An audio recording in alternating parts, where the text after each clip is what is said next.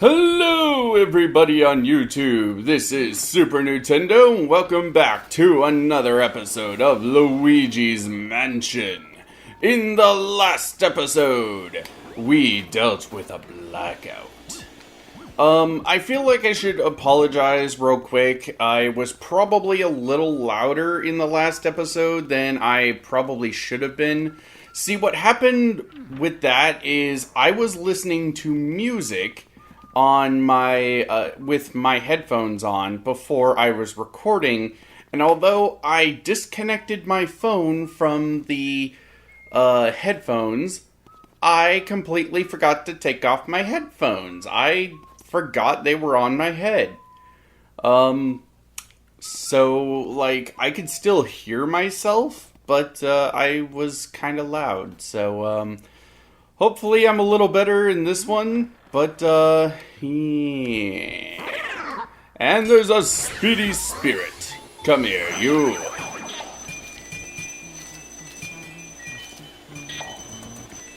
I don't know where all the speedy spirits are off at the top of my head. And there's a pink puncher. Ow, my face. I hate you. I hate pink punchers. They are... I mean, I'd rather deal with them than the blue slime, than the blue... bomber, slimer, whatever the hell they're called. So in this room, you can see that there is a lot of dust.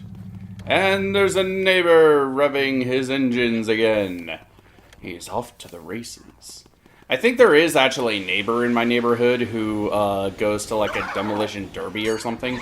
Because he always has like a really messed up car in his... like really messed up like race car looking thing in his garage, in their garage rather. I don't know who is actually driving it, but I don't know, it makes for kind of a cool story, I guess. Let me check the map of the area we're in. Okay, I guess we need to head up to the attic now. So, just like in the last area, we are not going to go after any of the boos for the time being, because there is a special bit of dialogue that you can find if you have less than, I think it's 45 boos. Maybe it's 40, I don't know. But for that reason, I am not going to be going after any more boos for the time being. And we shall have one more boo getting montage by the end of this.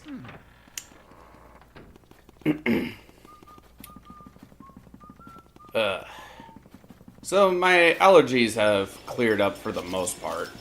I'm still having a little bit of a cough, a little bit of just kind of gunk, but I think I'm almost out of the woods. So, you know, that will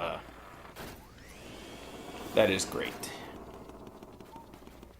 I like not coughing a ton. I still occasionally have to just cough and whatever, but you know, it's better than it has been. Apparently there was actually a little bit of dialogue I forgot to show during the blackout, and I will show that in a bonus episode. So you know. Ooh, spooky.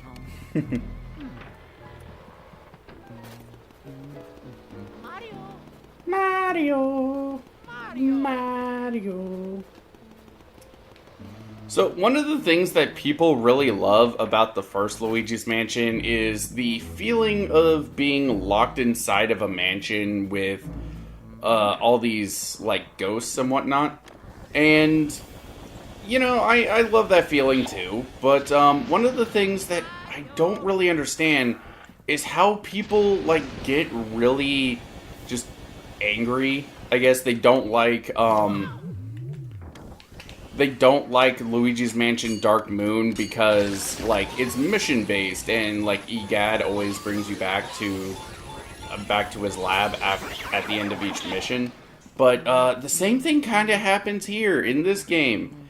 At the end of each area, at the end of each major boss, you get brought back to the lab. And in the 3DS version, you can go back to the lab at any time you want by just leaving through the front door. It's not... I really don't understand the hate for it. In fact, in Luigi's Mansion 3, a game that people really seem to love and has a lot of problems I've brought up so far, you go back to his lab all the freaking time, and EGAD keeps freaking calling you all the damn time and being like, "Hey Luigi, there's..." Oh shit. Boomerang coming right back at ya. I'm gonna let you get away, Boomerang, because I don't want to deal with you.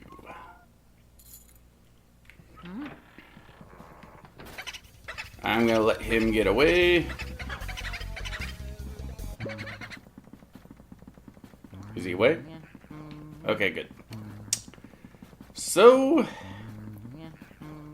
here is one of the rooms that is very, very creepy.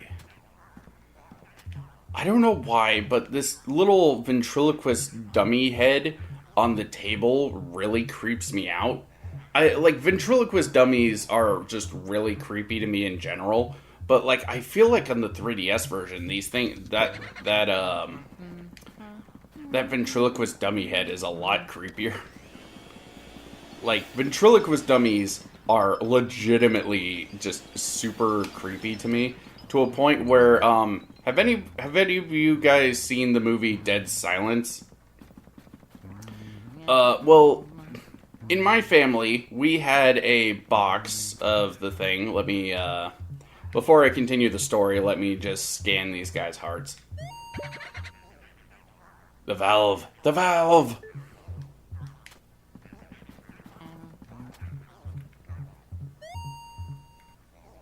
Squeak! Squeak!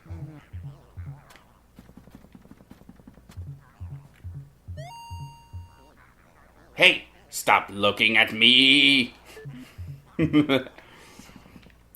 So what you want to do with these clockwork soldiers, as they are called, is you want to activate all these clocks, which play the Luigi's Mansion theme. And I just pumped the wrong thing.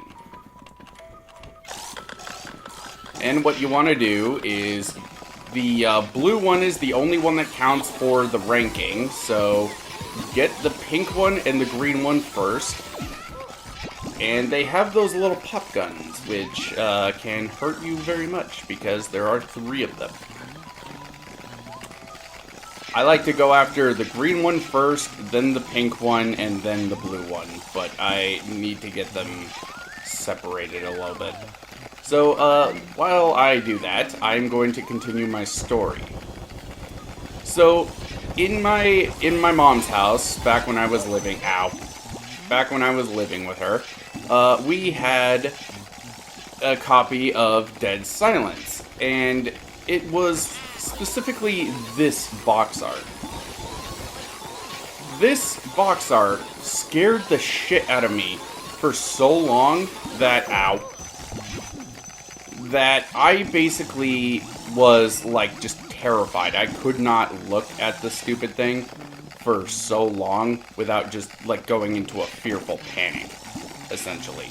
And, like, one year, I actually sit down to watch the movie, with my niece, who has just gotten into, like, horror movies at the time, because someone thought it was a good idea for her to watch, like, the Chucky movies, and, you know, like, I don't remember who exactly, but someone thought it was a good idea for her to get into those, and, so, she had gotten into horror, right?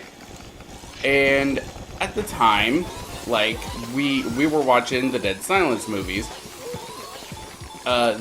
movie, rather. And I kind of got over my fear of the movie because of just a couple of things. Because the movie just wasn't scary, because it was just nothing but jump scares. And on top of that, the plot of the movie is so freaking stupid, and there are neighbor kids screaming their freaking heads off while I'm recording. God damn it. But, yeah, the movie just wasn't scary. It was filled with pretty much nothing but jump scares, and the plot of the... God damn it. Plot of the movie didn't even make any sense.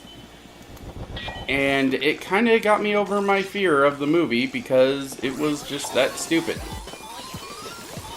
So, like, at the time, I was still pretty new to horror stuff in general. The only horror movies I had seen from beginning to end are,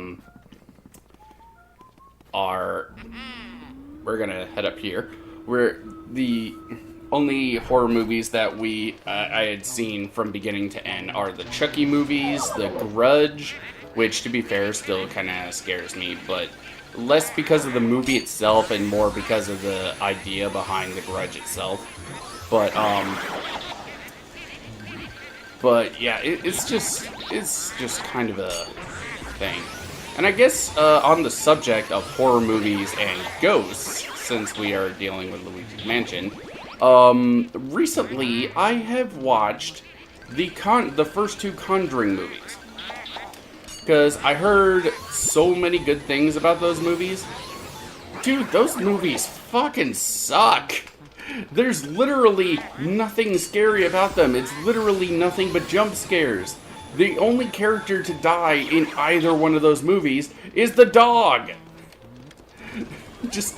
There's a dog who dies in the first movie within like the first half hour, and he's the only one who dies. And you could say, like, oh, well, it's based off of a real story. Yeah, you know, that's not really a defense, because a lot of horror movies are based off of real events. You know?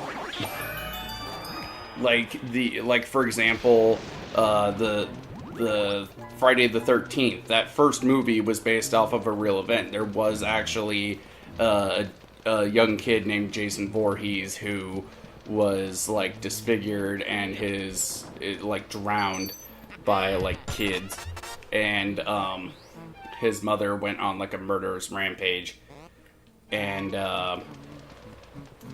you know, that was actually a thing. And then there was like Annabelle, which was, I guess, also in The Conjuring, but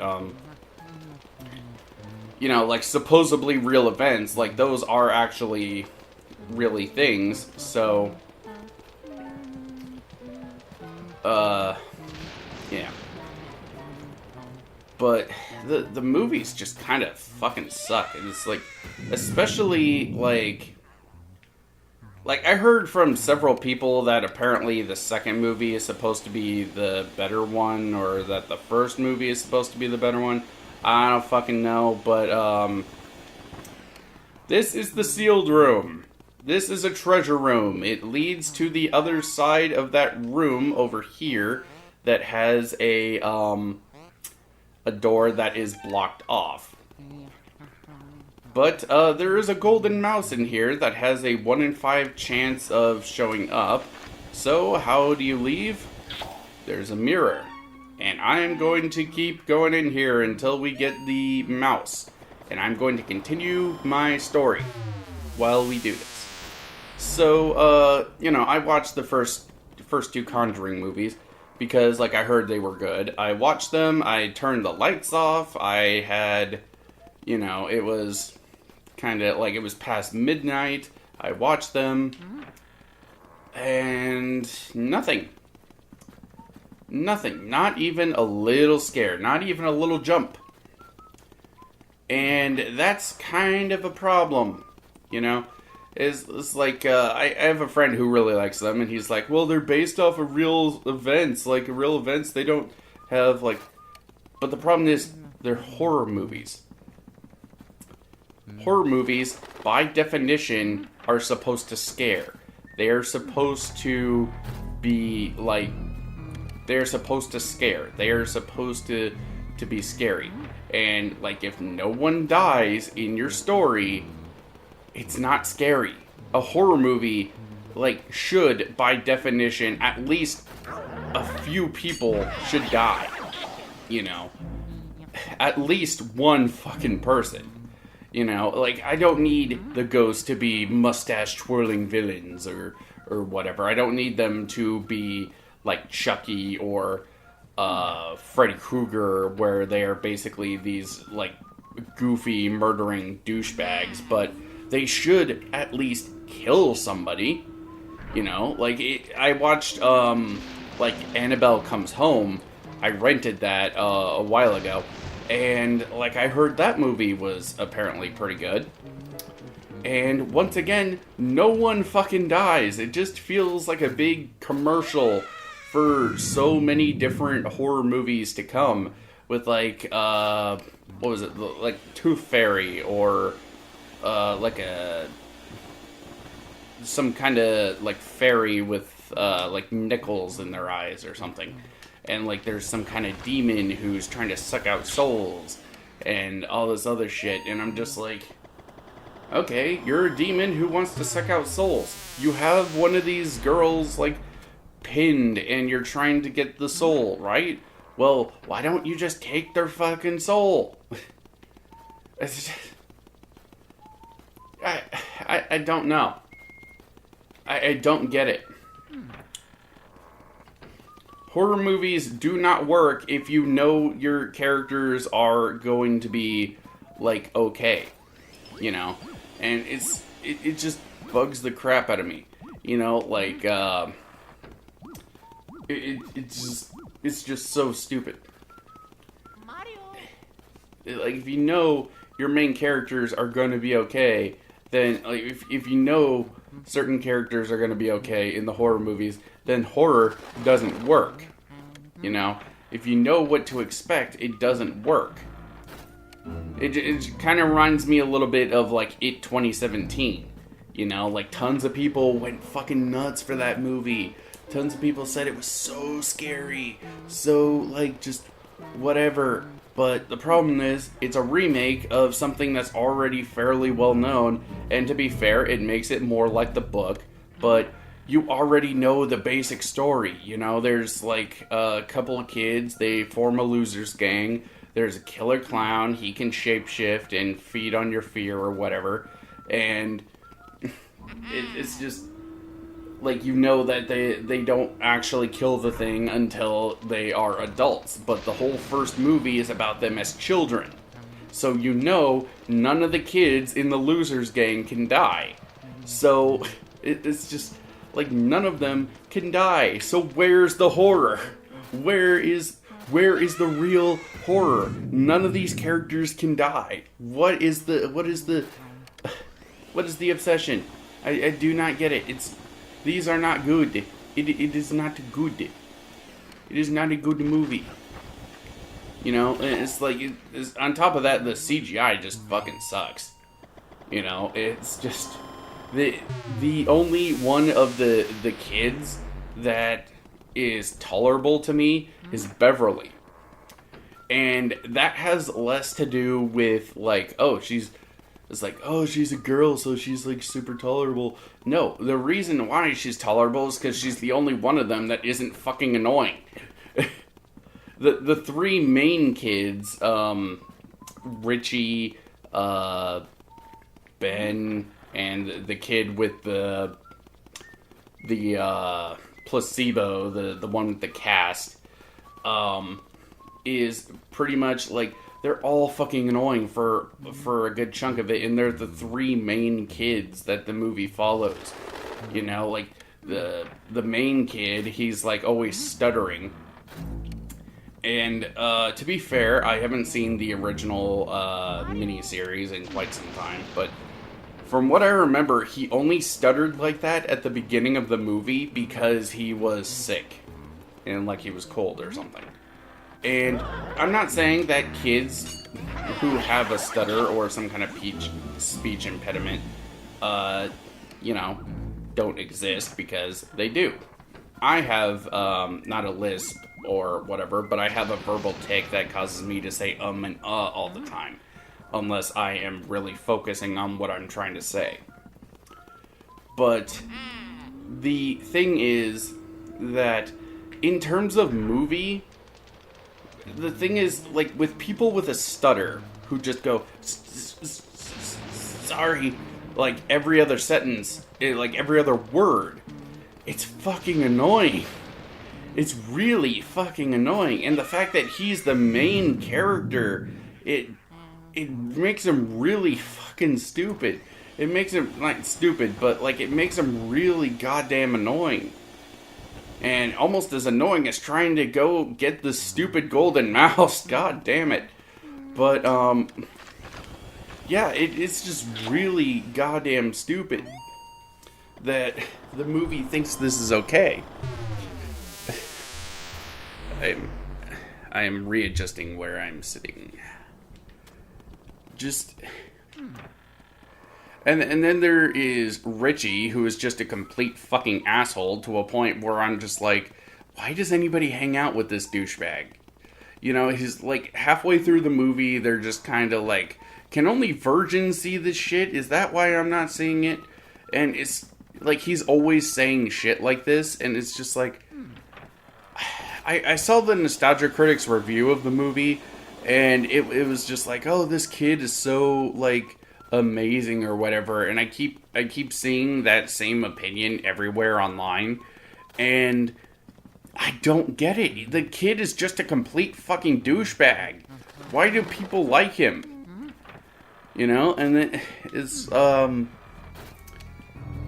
and then there's like the kid who is like scared of everything. He's like always thinking he is really sick or something.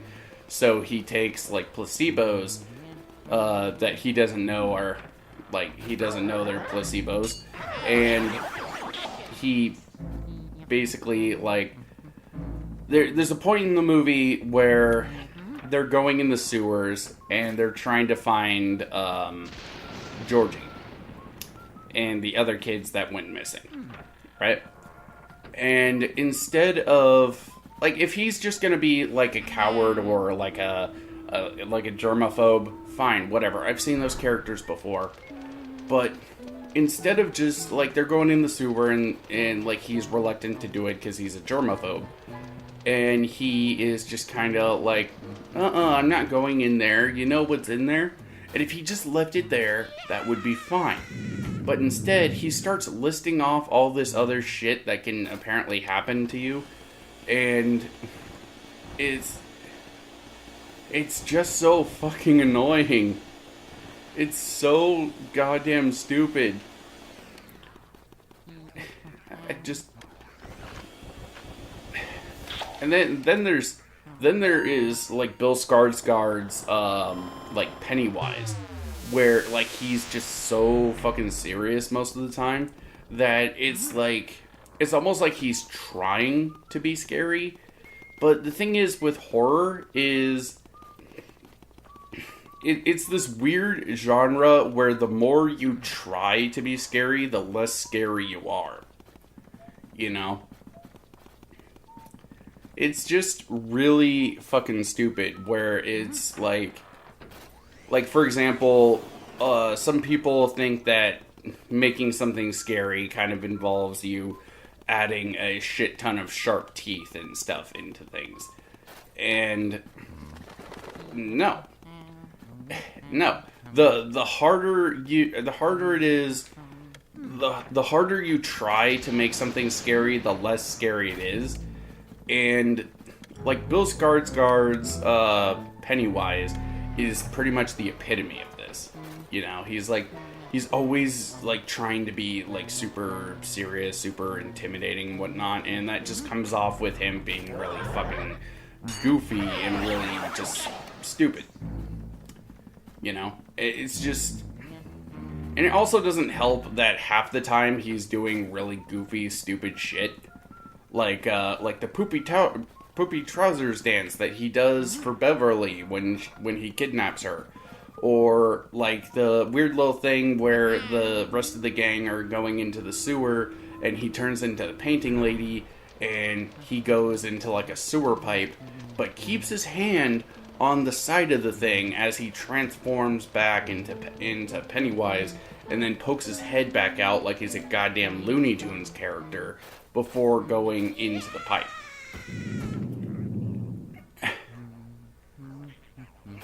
It's just, you know, people want to give Tim Curry, Jim Carrey's version. I can never remember who played that. People want to give his version shit all the time for, like, oh, he's not scary. But the thing is, he's a fucking clown. He is a clown. Like, he's kind of playing up the idea of, like, oh, I'm gonna be like a normal clown, but something's not quite right, you know?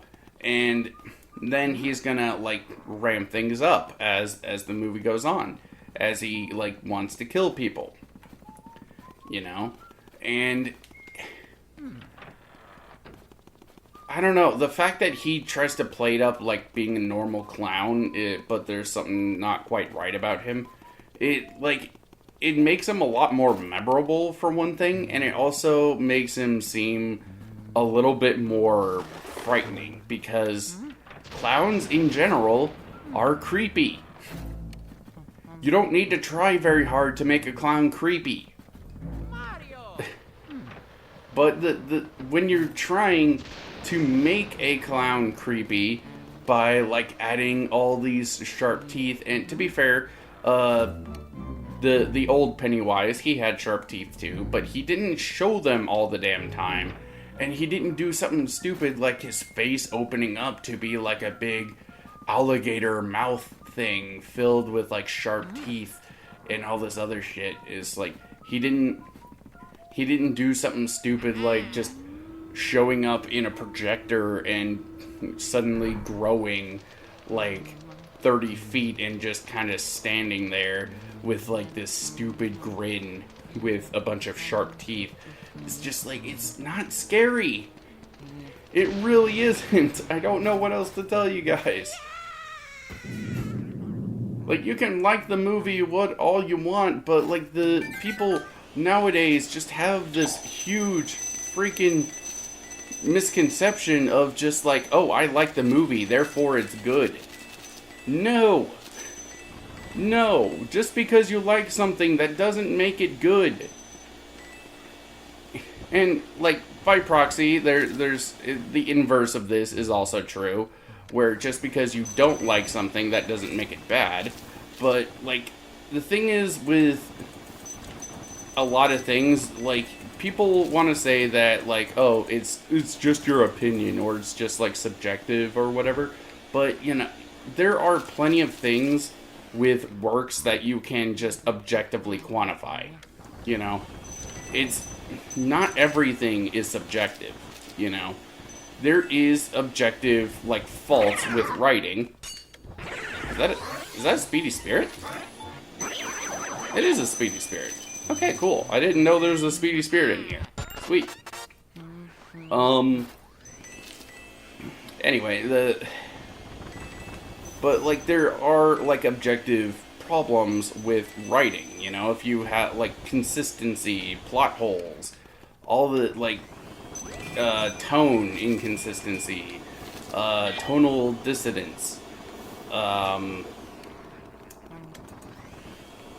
you know, there's a lot of stuff that you can point to as being, like, objective problems.